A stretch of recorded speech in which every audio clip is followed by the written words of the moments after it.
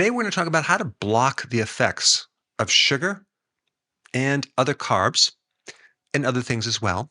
If the person's on the ketogenic diet and they somehow come off the ketogenic diet and they eat something that they shouldn't be eating, and how do they neutralize the effects of that? That's what we're going to talk about. All right, so let's start with number one, sugar. Your friend has just eaten some sugar. What should they do to counteract the effects of the sugar? Now, the damaging part of sugar is that it tends to act like rust in your arteries, destroys your energy factories, your mitochondria. You have something called the glycemic index, right, of foods. So you eat a certain food, and the higher the sugar, the higher the spike, and it creates damage. And so each carbohydrate has an index from high to low. And you also have something else called the glycemic load. And that's looking at the carbohydrate in food, but it's also taking into consideration fiber, because fiber tends to buffer and inhibit this sugar spike. And so out of all the carbohydrates, fiber, which is a carbohydrate, has no effect on insulin. So other carbohydrates will raise insulin, but not fiber. So it's neutral. And so the more something has fiber in it, the less the sugar effects. Like carrots, for example, are loaded with fiber. And so it's really hard to spike the blood sugar if you're consuming a carrot. Unless you juice the carrot and just drink the juice, right? Carrot juice, which I used to do a long time ago. So what you need to understand if your friend consumes some sugar is to recommend that they start consuming some fiber right away. And if there's fiber in a salad, that would be the best thing, because that will buffer or slow the effect of this spike. The other thing to know about sugar is that sugar, especially refined sugar, depletes you of potassium, B1, zinc, and magnesium. And so if you were to take some electrolytes and B vitamins and trace minerals, that will counteract the deficiencies that you just created from that sugar. So that's just a way of kind of minimizing the side effects from that. Grains, because eventually grains turn into sugar. And there's different things about grains that you need to know. Number one, you have the refined grains, right? So if you're consuming refined grains, it's going to deplete you of certain nutrients, because when you refine the grain, it's like empty of nutrients.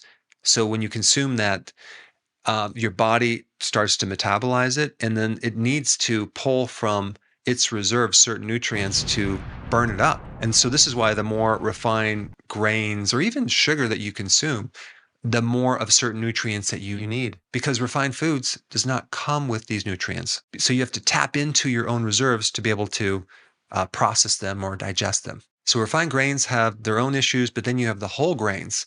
Whole grains has some nutrients, not as much as you might think, but it also has something called phytic acid and other anti-nutrients. So the phytic acid actually blocks you from absorbing certain minerals. So if you're consuming whole grains, you might want to consume an oyster or some shellfish to get those minerals back, because shellfish, especially oysters, are loaded with zinc. The other big problem with grains is the gluten. That's the protein in the wheat or some other grain.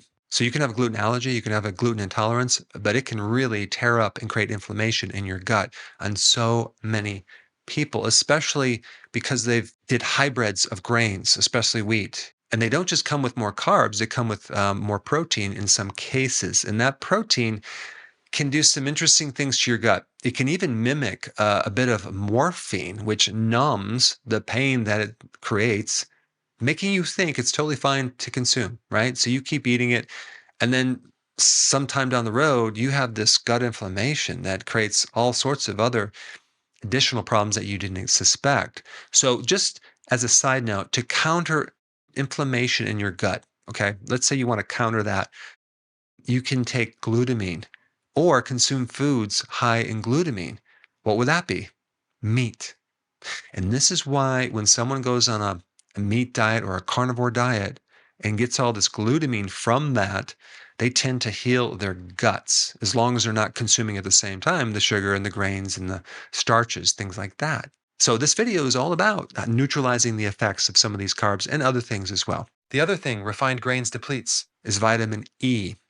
And there's a big correlation between a vitamin E deficiency and angina, because the heart needs that vitamin E.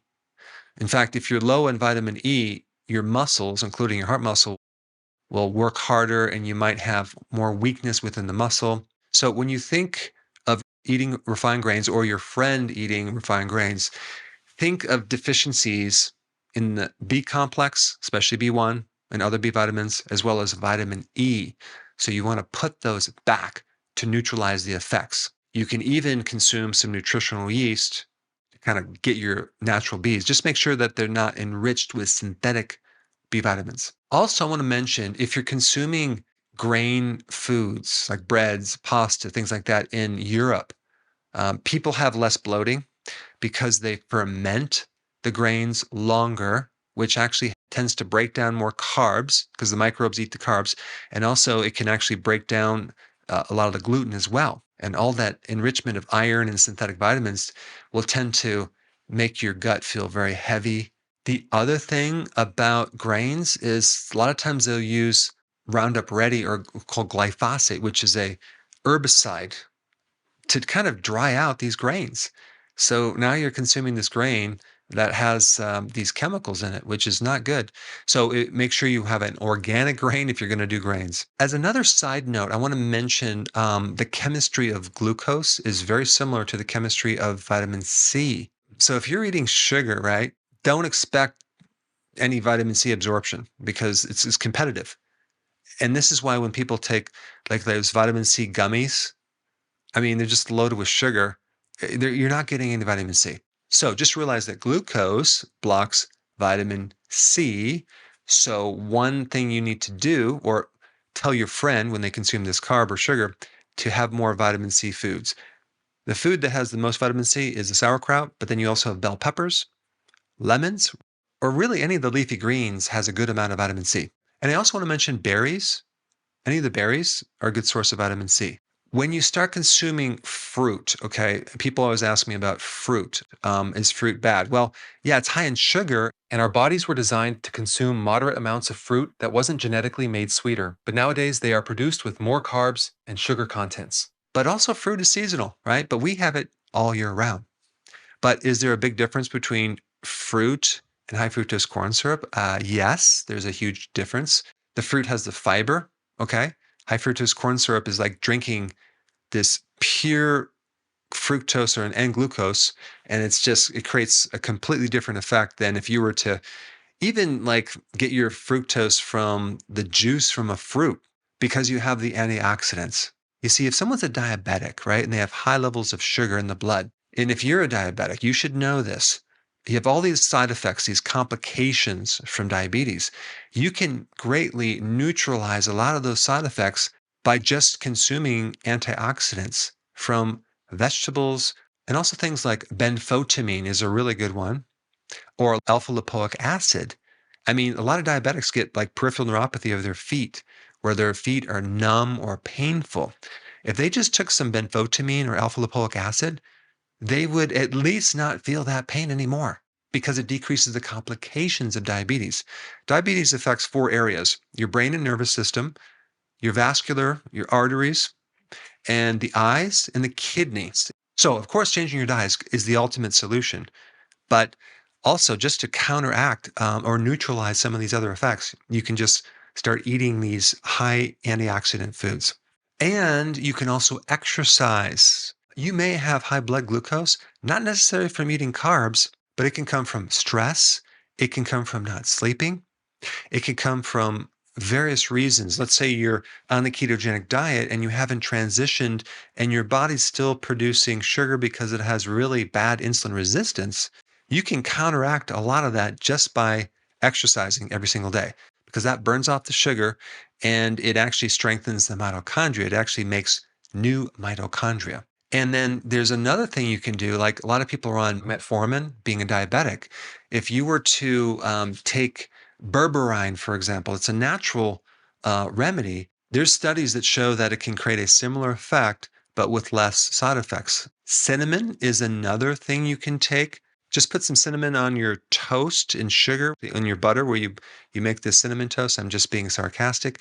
But cinnamon actually can help stabilize blood sugars. And so can apple cider vinegar. That helps to neutralize some of the effects of consuming sugar and refined carbs.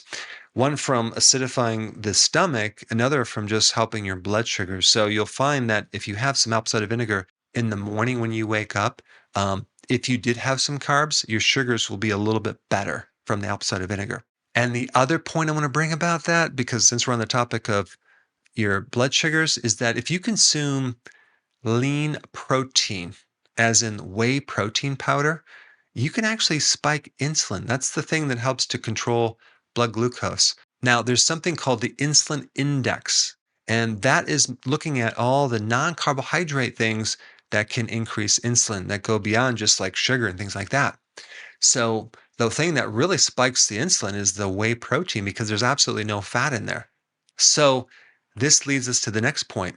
Fat has one of the least effects on insulin. Like fiber and fat, they don't trigger insulin too much. So, fat is a way to buffer the insulin response. So, if you have the choice between egg whites and the whole egg, always have the whole egg. Or a fatty hamburger versus a lean piece of meat, do the fatty hamburger. If you have the choice between a fatty nut like macadamia nuts or maybe pecans, those are much better than the nuts that are leaner. Or whole fat kefir or cheese versus low fat or no fat cheese, huge difference. Go for the fat. The fat will buffer the insulin response from the protein. Another thing that will help you neutralize the bad effects from the sugar is fasting. Okay, if you fast, definitely do regular intermittent fasting, but a periodic prolonged fast will greatly help reduce the damage that that sugar has done to your cells. I think if we combine certain things, we can create a cool effect. Let's say you had a salad, right? You have the fiber in there, doesn't have a lot of sugar in there. We add the apple cider vinegar to it, and then we add the olive oil. Okay, we have fat, we have the vinegar, we have the fiber. So the oil actually helps pull the fat soluble nutrients out of the salad.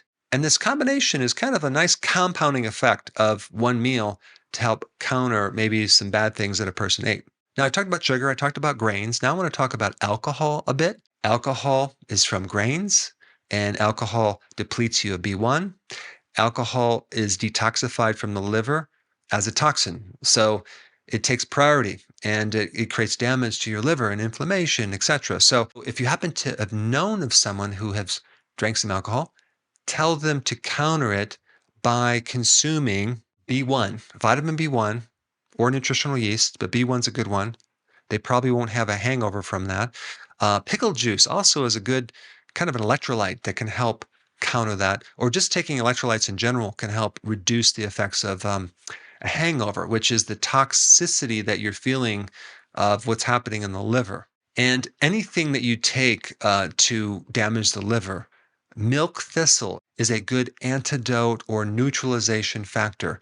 Milk thistle is good for anything poisonous, whether you had a snake bite or consumed a poisonous mushroom, or you drank alcohol or took Tylenol, or the next thing on the issue, which is drugs. If you're on certain drugs, they can damage the liver. Take some milk thistle. That will help counter or neutralize some of the bad effect. If you're on a statin drug, make sure you take coenzyme Q10, or you may end up with some muscle damage. If you're a diabetic and you take metformin, make sure you take B1 and B12. And if you're on an antibiotic, make sure you take a probiotic. If you're on an antacid, really you just need to take betaine hydrochloride because that antacid is going to get rid of acid in your stomach. And usually the true cause of an acidic stomach is a lack of acid. So a lot of times you'll go from bad to worse. So if you start to add more acid in there, it will actually help neutralize some of the side effects that it's creating, which is a lack of stomach acid. Number four is if you, let's say you consumed a lot of salt or like sodium, and you started retaining sodium and you wanted to neutralize some of the effects. Let's say it affected your blood pressure. Just take potassium. Potassium helps counter the bad effects of sodium. So you're going to get rid of fluid retention. You're going to feel less bloated. And potassium is really good to help maintain blood pressure too. So have a big salad or some high potassium food. And the same thing goes with like sugar. If you eat a lot of sugar, you deplete potassium. And then without potassium, your pulse rate starts going higher and higher and higher. And so again, an antidote for a high pulse rate would be that potassium. Number 5 is not a carbohydrate, but it's called oxalates. And then since we're on the topic of kind of neutralizing things, I just want to mention it. Um, when someone gets on the ketogenic diet, they usually are doing spinach, and they're usually doing some chocolate, like some no sugar chocolate, and almonds or almond flour. All of those are a bit high in oxalates. So if you were to consume some cheese with any one of those, you would help to minimize the bad effects of that. And also, I almost forgot magnesium. Magnesium will also reduce the effects of that as well. Now, since I mentioned salt or sodium, let's also mention the drinking too much water. Let's say you drank a lot of water, and just so you know, drinking too much water can dilute the blood of sodium, and it can create some serious problems called hyponatremia, and your brain can swell. People have died by consuming a gallon of water in a short period of time, like 3 hours. So you want to drink when you're thirsty and make sure you don't over drink. But the solution, the antidote, is just to take some salt if you drink too much water and other electrolytes as well. Number 7, if someone goes on the ketogenic diet and they do intermittent fasting, um, what happens is the demand for minerals and B vitamins goes up. So some people, if they're not taking electrolytes or B vitamins or eating foods high in those nutrients, they can end up with some side effects like keto rash, keto fatigue, things like that. Number 8 is not food, but I think it's kind of an important just to bring up. It's just stress. Okay. How do you neutralize the effects of stress? Well, what does stress do? It can deplete you of zinc, B1, magnesium. So, of course, taking B1 would be very good to help counter stress. You will find if you take B1, your anxiety will go away. You'll feel less anxious. A magnesium deficiency will cause cramping in the legs and fatigue. If you take magnesium, you'll have more energy, you have more endurance, and you have less leg cramps. And stress also depletes zinc. So when you're low on zinc, you may find your testosterone goes down, your immune system goes down, and if you're very deficient, you might even notice your smell and taste go away as well. And another way to counter the bad effects of stress is exercise, long walks, and physical work. You want to do something that just pulls you out of your head, and sleep as well. Sleep is the antidote to stress. Now, because of the censoring and the suppressing of the algorithms on YouTube, it's becoming more difficult to find my content. And there's a lot of content that I cannot put on YouTube, unfortunately. So to make sure you have full access of all my information, go to drberg.com and subscribe to my newsletter by clicking the link down below in the description.